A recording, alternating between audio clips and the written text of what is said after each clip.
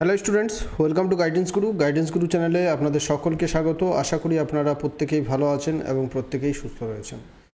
প্রত্যেক দিনের মতো আজকেও আমরা নিয়ে এসেছি West Bengal SSC group C এবং গ্রুপ ডি পরীক্ষার জন্য 25টা প্রশ্ন।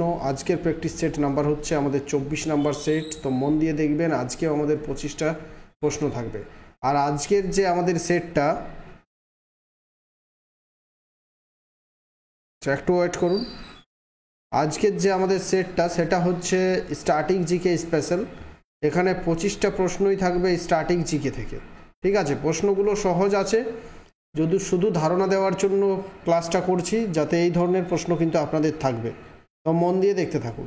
আর এই ক্লাসগুলোর এই যে সমস্ত প্র্যাকটিস সেটের পিডিএফ এবং জিকে এবং কারেন্ট অ্যাফেয়ার্সের যে 30 নাম্বার থাকবে আপনাদের পরীক্ষায় জিকে কারেন্ট অ্যাফেয়ার্স থেকে, তার জন্য সমস্ত স্টাডি ম্যাটেরিয়াল পিডিএফ আকারে যদি সংগ্রহ করতে চান, তাহলে আমাদের টেলিগ্রামে পেড গ্রুপ রয়েছে, প্রাইভেট গ্রুপ, সেই গ্রুপে জয়েন করতে হবে।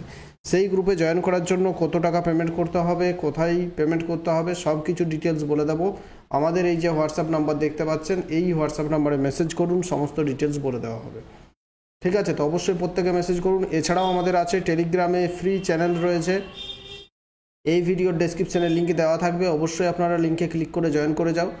আমাদের নাম হচ্ছে গাইডেন্স গুরু অফিসিয়াল টেলিগ্রাম চ্যানেল। এটা হচ্ছে ফ্রি চ্যানেল, এখানে আমরা সমস্ত সরকারি চাকরির নোটিফিকেশন, বিভিন্ন রকমের আপডেট প্রোভাইড করে থাকি। চলুন শুরু করা যাক। আজকের প্রথম প্রশ্নে আমরা চলে যাব। কি আছে দেখুন আজকের প্রথম প্রশ্ন।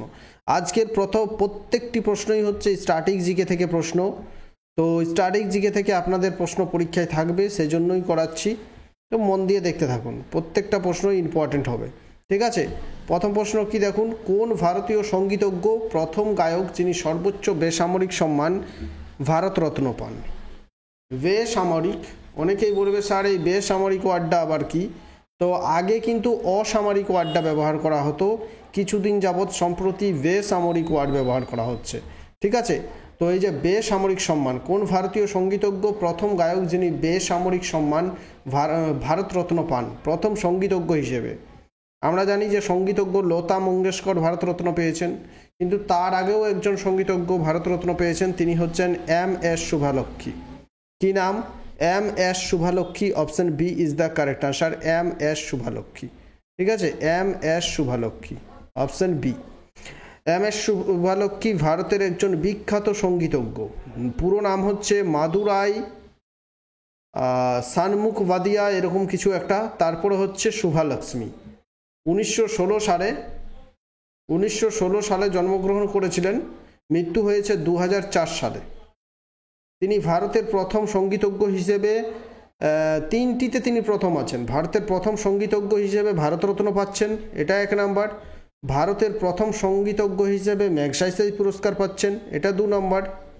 আর ভারতের প্রথম সঙ্গীতজ্ঞ হিসেবে ইউনাইটেড নেশন জেনারেল অ্যাসেম্বলিতে 1966 সালে পারফর্ম করেছেন।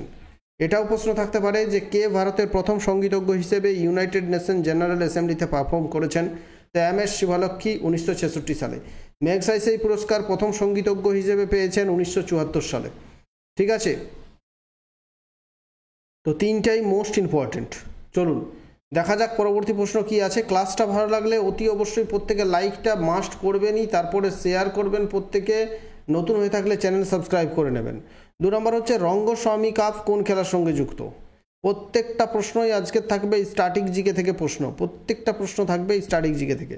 রঙ্গস্বামী কাপ কোন খেলার সঙ্গে যুক্ত? কারেক্ট আনসার কি হচ্ছে? কারেক্ট আনসার হচ্ছে হকি। রঙ্গস্বামী কাপ হকি খেলার সঙ্গে যুক্ত। এই যে রঙ্গস্বামী কাপ, এটা প্রথম শুরু হয়েছিল 1928 সালে রঙ্গস্বামী কাপটা প্রথম খেলা হয়েছিল। ঠিক আছে, চলুন নেক্সট প্রশ্নে আমরা চলে যাব। 3 নম্বর প্রশ্নটা দেখুন কি আছে। ড্যাশ হলো অন্ধ্রপ্রদেশের একটি গল্প বলার শাস্ত্রীয় নৃত্য। এমন একটা শাস্ত্রীয় নৃত্য বা এমন একটা ক্লাসিক্যাল ডান্স, যে ডান্সের মাধ্যমে কিন্তু গল্প বলা হয়ে থাকে, ডান্সের মাধ্যমে গল্প বলা হয়ে থাকে, সেই ক্লাসিক্যাল ডান্সটা হচ্ছে অন্ধ্রপ্রদেশের। তো একটু ঘুরিয়ে দিয়েছে, আমরা যদি জানি যে অন্ধ্রপ্রদেশের ক্লাসিক্যাল ডান্সটার নাম কি, তাহলে সহজেই বলতে পারবো Kuchipudi. Option C is the correct answer. আর এই যে অপশন এতে আছে সাত্রিয়া, সাত্রিয়া হচ্ছে আসামের ক্লাসিক্যাল ডান্স। এই যে কত্থক, কত্থক হচ্ছে উত্তর ভারত তথা নর্থ ইন্ডিয়া। ঠিক আছে, এই যে কুচিপুড়ি বললাম অন্ধ্রপ্রদেশ, মণিপুরি হচ্ছে মণিপুর, তারপর রয়েছে যেমন ভারতনাট্যম, সবথেকে বেশি ইম্পর্টেন্ট যেটা, ভারতনাট্যম হচ্ছে তামিলনাড়ু, ভারতনাট্যম হচ্ছে তামিলনাড়ু। কথাকলি এবং মোহিনীআট্টম, কথাকলি এবং মোহিনীআট্টম এই দুটো হচ্ছে কেরালা, কথাকলি এবং মোহিনীআট্টম এই দুটো হচ্ছে কেরালা। এবং আরেকটা আছে যেটা হচ্ছে ওড়িশি, ওড়িশি হচ্ছে ওড়িশার। তো মোট 8টি ধ্রুপদী নৃত্য আমাদের রয়েছে। এই 8টি ধ্রুপদী নৃত্যের কোথাকার সেগুলো সবসময় মুখস্থ রাখতে হবে। 4 হচ্ছে হর্নবিল উৎসব কোন আদিবাসী উপজাতি তাদের সংস্কৃতি ও ঐতিহ্য প্রদর্শন করে? তো কোন আদিবাসী উপজাতি, গারো, ভিল, নাগা নাকি গন্ড? তো দেখো হর্নবিল উৎসবটা যদি আমরা জানি কোন রাজ্যে এটা পালন করা হয়ে থাকে তাহলে খুব সহজেই, খুব ইজিলি আমরা সেই উপজাতির নামটা বলতে পারবো। হর্নবিল ফেস্টিভ্যাল, এই হর্নবিল ফেস্টিভ্যালটা নাগাল্যান্ডের একটা বিখ্যাত ফেস্টিভ্যাল, ঠিক আছে। নাগাল্যান্ডের একটা পাখির নাম হচ্ছে হর্নবিল, পাখিটার এই লম্বা ঠোঁট, ঠিক আছে। তো এই পাখির নামেই কিন্তু এই উৎসবটা হয়ে থাকে, এটা হচ্ছে হর্নবিল ফেস্টিভ্যাল। তো নাগা উপজাতি হবে correct answer, option C Naga উপজাতি ইজ দ্য কারেক্ট আনসার। 5 নম্বর প্রশ্নটা দেখবো আমরা, কোন খেলায় ব্রেস্ট স্ট্রোক একটি কৌশল হিসেবে বৈশিষ্ট্যযুক্ত? ব্রেস্ট স্ট্রোক একটা কৌশল হিসেবে বৈশিষ্ট্যযুক্ত, ব্রেস্ট স্ট্রোক। 4টে স্ট্রোক আছে, সেই 4টি স্ট্রোকের নাম মনে রাখতে হবে, আমি বলে দিচ্ছি তারপর উত্তরটা বলছি আপনাদের। এক হচ্ছে বাটারফ্লাই, 4টে বলে দিলে খুব সহজেই আপনারা উত্তরটা খুঁজে পাবেন। বাটারফ্লাই, তারপর হচ্ছে ব্যাক স্ট্রোক, বাটারফ্লাই, তারপর হচ্ছে ব্যাক স্ট্রোক, ব্যাক স্ট্রোক, তারপরে আরেকটা হচ্ছে ফ্রি স্টাইল, আরেকটা হচ্ছে ফ্রি স্টাইল, এই 3টে। এবং আরেকটা হচ্ছে 4 নম্বর হচ্ছে ব্রেস্ট স্ট্রোক। এই 4টি হচ্ছে সুইমিংয়ের সঙ্গে যুক্ত, সুইমিং, সাঁতার কাটার 4টে পদ্ধতি। তাহলে এই 4টাই মনে রাখতে হবে। বাটারফ্লাই প্রশ্ন থাকে অনেক সময়, ব্যাক স্ট্রোক থাকবে, ফ্রি স্টাইল থাকবে, আর ব্রেস্ট স্ট্রোক, এটা সুইমিংয়ের সঙ্গে যুক্ত। 5 নম্বর, পান্নালাল ঘোষ কোন বাদ্যযন্ত্রের সঙ্গে যুক্ত? পান্নালাল ঘোষ কোন বাদ্যযন্ত্রের সঙ্গে যুক্ত? মোস্ট ইম্পর্টেন্ট প্রশ্ন এবং একেবারে সহজ প্রশ্ন, কারেক্ট আনসার হবে flute is the correct answer, flute. Pannalal Ghosh ফ্লুইটের সঙ্গে যুক্ত, ঠিক আছে।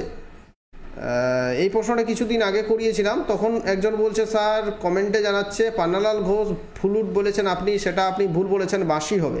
এই ফ্লুট মানেই হচ্ছে যে বাঁশের বাঁশিগুলো থাকে সেটাকেই ফ্লুট বলা হয়ে থাকে। তো পান্নালাল ঘোষ এটার সঙ্গে যুক্ত, ঠিক আছে।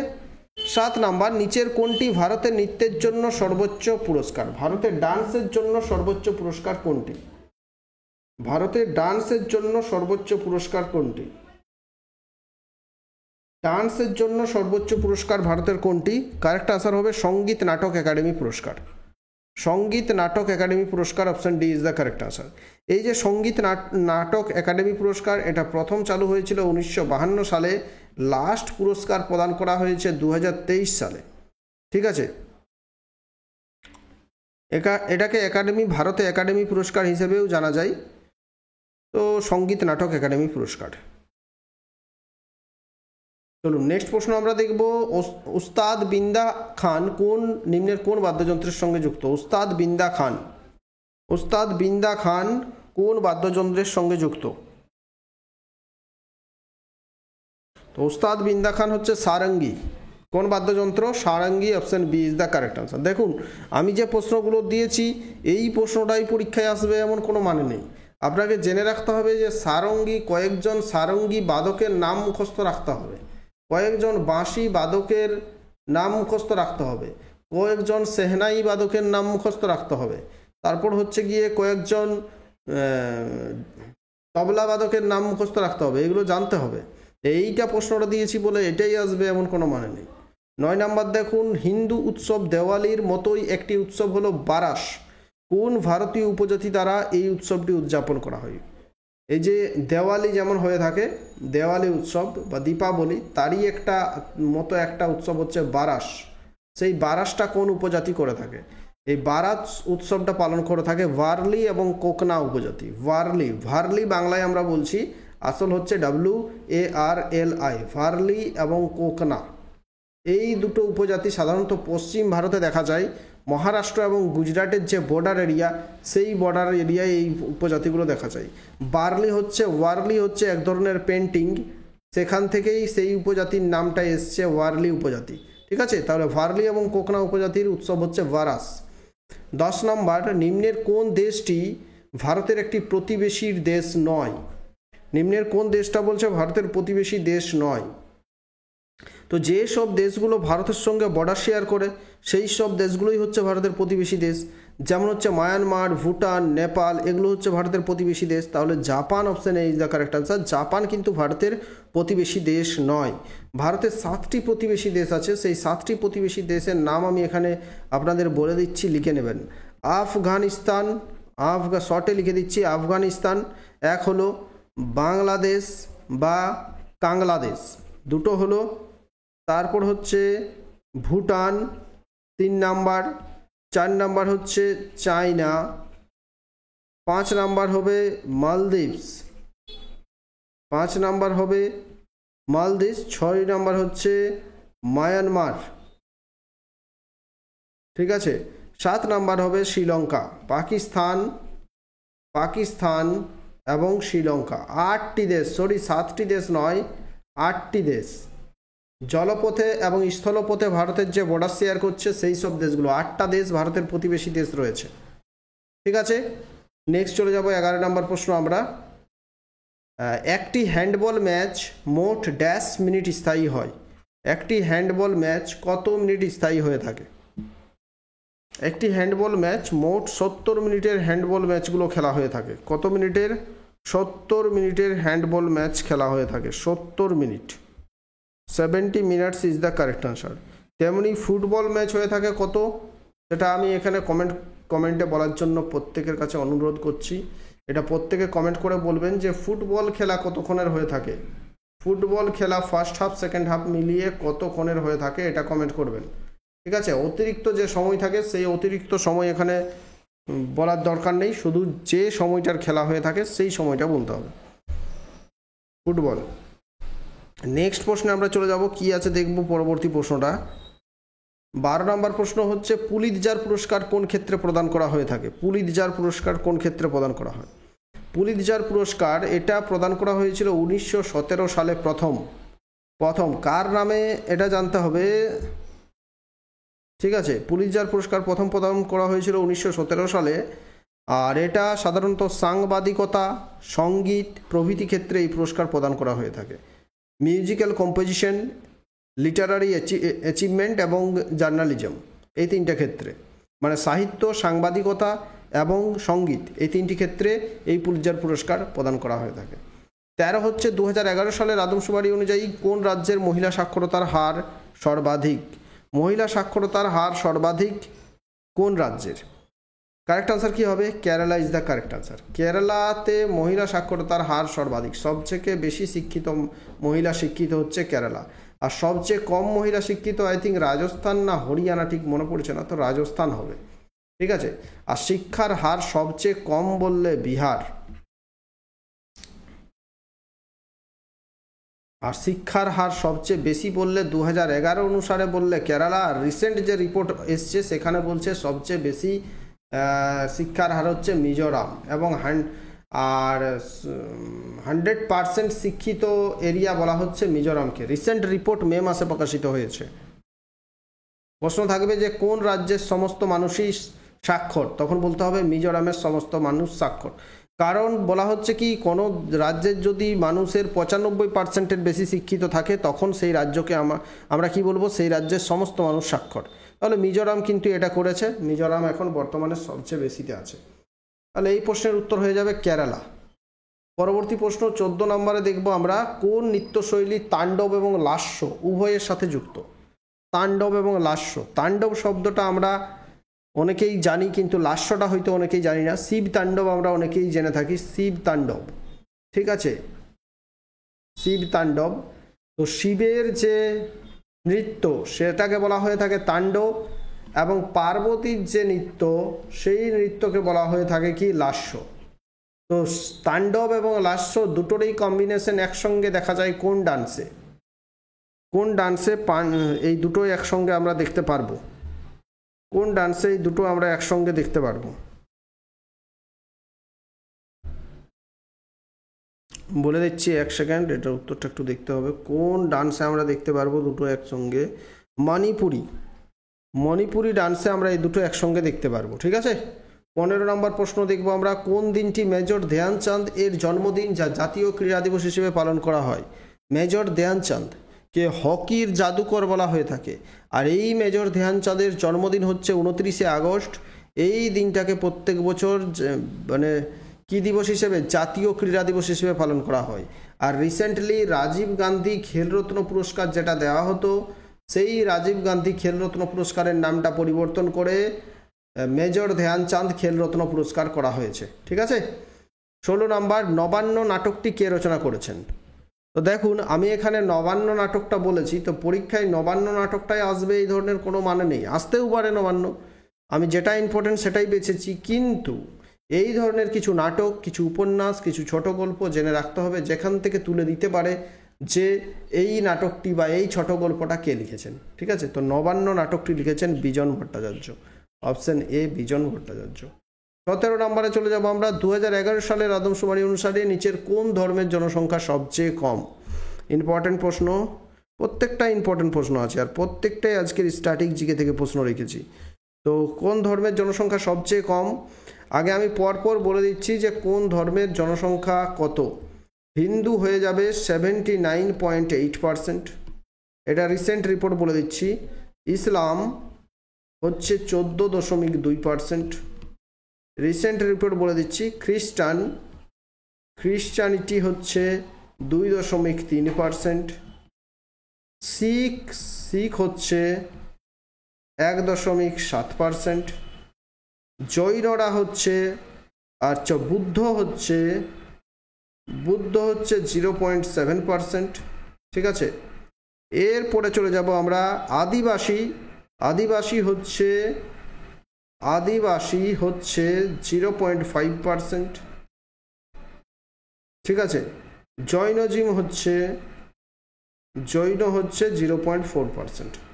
তো এই যে অপশানগুলো, তাদের মধ্যে সবচেয়ে কম আছে জৈন ধর্মের মানুষ, সবচেয়ে কম আছে জৈন ধর্মের মানুষ। Option C is the correct answer. 18 নম্বর প্রশ্নে আমরা যাব। প্রথম ভারতীয় আইসিএস কে? প্রথম কে ভারতীয় হিসেবে আইসিএস পরীক্ষায় পাস করেছিলেন? Indian civil service. তো রবীন্দ্রনাথ ঠাকুরের দাদা সত্যেন্দ্রনাথ ঠাকুর প্রথম এই পরীক্ষায় পাস করেছিলেন। ঠিক আছে, আর সেই সত্যেন্দ্রনাথ ঠাকুর আইসিএস পরীক্ষায় পাস করে তিনি কাজে জয়েন করলেন কবে? 1863 সালে তিনি কাজে জয়েন করলেন। তো বুঝতে পারছেন, রবীন্দ্রনাথ ঠাকুরের দাদা 1863-তে কাজে জয়েন করছেন, এবং রবীন্দ্রনাথ ঠাকুরের জন্ম হচ্ছে 1861 সালে। রবীন্দ্রনাথ ঠাকুরের যখন জন্ম হচ্ছে সেই সময় রবীন্দ্রনাথ ঠাকুরের দাদা আইসিএস পাস করে অফিসার হয়ে কাজে যোগ করছেন। তাহলে রবীন্দ্রনাথ ঠাকুররা কো ভাই বোন ছিলেন? 11 ভাই না 18 না কত ছিল ঠিক মনে নেই। ঠিক আছে, তো এই জন্যই হচ্ছে এটা। যাই হোক, আগে কিন্তু এরকমই হতো, 10 ভাই 12 ভাই 15 করে বাচ্চা থাকতো। Option A is the correct answer. কবিগুরু রবীন্দ্রনাথ ঠাকুরের দাদা সত্যেন্দ্রনাথ ঠাকুর আইসিএস পরীক্ষায় প্রথম পাস করেছিলেন। 19 হচ্ছে আমজাদ আলী খান কোন বাদ্যযন্ত্রের সঙ্গে যুক্ত? আমজাদ আলী খান কোন বাদ্যযন্ত্রের সঙ্গে যুক্ত? আমজাদ আলী খান কোন বাদ্যযন্ত্রের সঙ্গে যুক্ত? আই থিঙ্ক আমার যতটা মনে পড়ছে এটা সরোদ হবে, সরোদ হওয়া স্বাভাবিক, সরোদ হবে, আমার তো এটা মনে আছে। ঠিক আছে, সরোদ, আমজাদ আলী খান সরোদের সঙ্গে যুক্ত, অপশন এ। 20 নম্বর প্রশ্নে যাব। যমুনা এক্সপ্রেসওয়ে কোন জোড়া শহরকে সংযুক্ত করেছে? যমুনা এক্সপ্রেসওয়ে, এই যে এটা উত্তর দিল্লি থেকে, মানে উত্তরপ্রদেশ থেকে হরিয়ানার সাইডটাতে এই এক্সপ্রেসওয়েটা রয়েছে। এটা গ্রেটার নয়ডার সঙ্গে আগ্রাকে সংযুক্ত করছে, গ্রেটার নয়ডার সঙ্গে আগ্রাকে সংযুক্ত করছে যমুনা এক্সপ্রেসওয়ে। ঠিক আছে, 21 নম্বর প্রশ্ন। 2011 সালের সেন্সাস অনুযায়ী বিহারের সাক্ষরতার হার কত? 2011 সালের জনগণনা অনুযায়ী বিহারের সাক্ষরতার হার কত? 2011 সালের জনগণনা অনুযায়ী বিহারের সাক্ষরতার হার কত? 61.8%। কত? 61.8%। বর্তমানে রিসেন্ট যে রিপোর্ট প্রকাশিত হয়েছে সেখানে একটু বেড়েছে 63.8%। আর সাক্ষরতার হার 2011 সালের হিসেবে বললে কেরালা 93.91%, সবচেয়ে বেশি, যাকে বর্তমানে মিজোরাম এগিয়ে গেছে। তো ঠিক আছে, বিহারের সবচেয়ে কম। 22 নম্বর আমি দেখব, কোন ভারতীয় একটি বছরে 2টো অস্কার পুরস্কার জয় করেছেন? একজন ভারতীয় যিনি একটি বছরে 2টো অস্কার পেয়েছেন। কারেক্ট আনসার হবে এ আর রহমান। এ আর রহমান একটি বছরে 2টো অস্কার পেয়েছেন। প্রথম অস্কার পেয়েছিলেন রেসুল পুকট্টি গান্ধী চলচ্চিত্রের জন্য, গান্ধী চলচ্চিত্রে কস্টিউম ডিজাইন করার জন্য। 23, বিশ্বের দেশগুলির মধ্যে বিশ্বের আয়তনের নিরীক্ষে ভারতের স্থান কত? এই প্রশ্নের উত্তর আমি কমেন্টে জানতে চাইব। এটার উত্তর আমি বলে দেব না, এই উত্তরটা আপনারা প্রত্যেকে কমেন্ট বক্সে কমেন্ট করে জানাবেন। ঠিক আছে, বিশ্বের যে দেশগুলোর মধ্যে ভারতের স্থান কত এটা আপনারা প্রত্যেকে কমেন্ট করে জানাবেন। 24 নাম্বার, ডুরান্ড কাপ কোন খেলার সঙ্গে যুক্ত? ডুরান্ড কাপ কোন খেলার সঙ্গে যুক্ত? ডুরান্ড কাপ কোন খেলার সঙ্গে যুক্ত বলতে হবে। ডুরান্ড কাপ কোন খেলার সঙ্গে যুক্ত? কারেক্ট আনসার হবে football is the correct answer. Durand cup football খেলার সঙ্গে যুক্ত। 25 নম্বর প্রশ্ন, নিচের কোনটি ভুটানের সর্বোচ্চ পর্বত শৃঙ্গ? নিচের কোনটি ভুটানের সর্বোচ্চ পর্বত শৃঙ্গ? নিচের কোনটি ভুটানের সর্বোচ্চ পর্বত শৃঙ্গ? কারেক্ট আনসার হবে গাংখার পুয়েনসাম। গাংখার পুয়েনসাম হচ্ছে ভুটানের সর্বোচ্চ পর্বত শৃঙ্গ। এর উচ্চতাটা বলে দিচ্ছি 7570 মিটার। 7570 মিটার। ঠিক আছে, আমাদের 25টা প্রশ্ন শেষ হলো। ক্লাস ভালো লাগলে অতি অবশ্যই প্রত্যেকে লাইক করুন, আপনাদের বন্ধুদের সাথে বেশি করে শেয়ার করুন। ক্লাসগুলোর পিডিএফ এবং জিকে এবং কারেন্ট অ্যাফেয়ার্সের স্টাডি ম্যাটেরিয়াল সংগ্রহ করতে চাইলে আমাদের যে হোয়াটসঅ্যাপ নাম্বার, এই হোয়াটসঅ্যাপ নাম্বারে মেসেজ করুন। এখনও কিন্তু আমাদের স্পেশাল অফারটা চলছে, মাত্র 399 399 টাকার বিনিময়ে সপ্তাহে 2 দিন ক্লাস এবং সমগ্র জিকে এবং কারেন্ট অ্যাফেয়ার্সের জন্য যা কিছু স্টাডি ম্যাটেরিয়াল লাগবে আপনারা পিডিএফ আকারে সব কিছু পেয়ে যাবেন। তো যদি জয়েন হতে চান এই নাম্বারে আপনারা মেসেজ করুন। থ্যাংক ইউ, ভালো থাকবেন, সুস্থ থাকবেন এবং শেয়ার করবেন।